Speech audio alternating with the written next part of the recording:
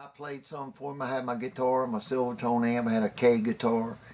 And he told me I had a lot of soul for a white boy. And when he went to leave, he said, keep your mojo working. And that's where the nickname came from. When I got to my assignment, I put together a band.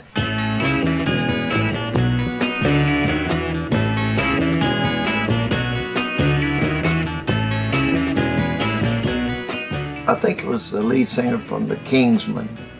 I can't remember his name, but he said something was happening down in San Francisco. This was late '66, early '67, and he said we ought to go down there and check it out. So we sent our roadies down there, 2 of them, for a weekend, and they came back 3 weeks later with everything you could ever want as far as psychedelics and marijuana, and I'd never tried anything. So we decided we'd move down to the Bay Area.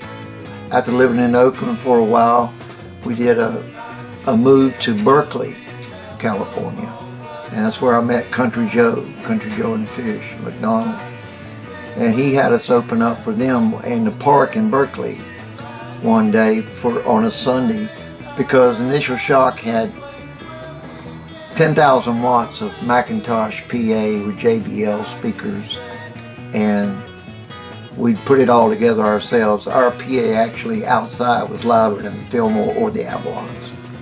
And so we got a lot of shows, opening shows, because people wanted to use our stuff. And they'd pay us $100, and you know, that's how I kind of got the shows. We couldn't make any money in San Francisco, so we would tour out.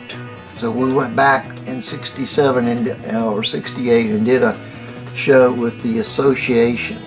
Cherish is the word, that band.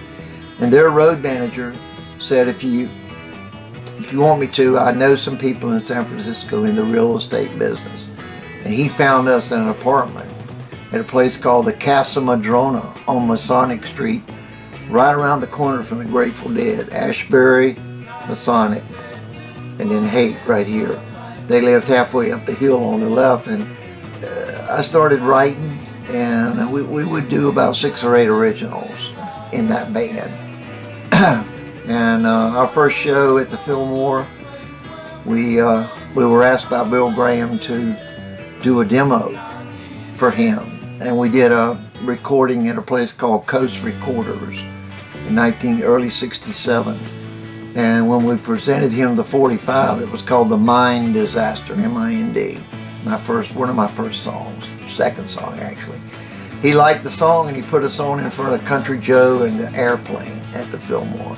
And after that, he liked us. He took a liking to the band, built it, and we would get a lot of openings because he liked us, and we'd play cheap. He later became my manager. I've got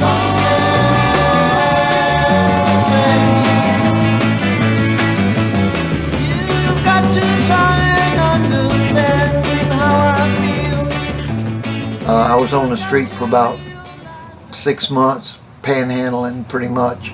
I actually met Jimi Hendrix in the panhandle part of San Francisco doing a free concert on a Sunday afternoon. And the very next week he played Monterey.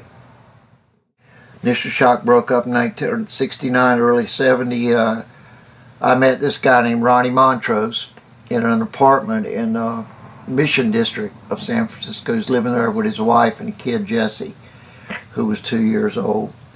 And I heard him playing through a little Princeton amp out on a window on the 2nd floor, and I was looking for guitar players to form another band.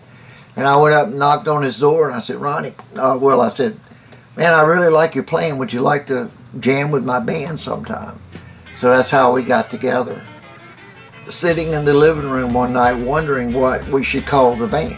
This is before we recorded our album and signed with Fillmore Records. And we were watching a John Wayne movie.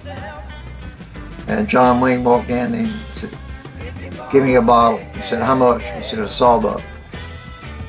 So we all looked at each other and went, hey, that's pretty cool. Sawbuck sounds cool. Let's call it the Sawbuck, man.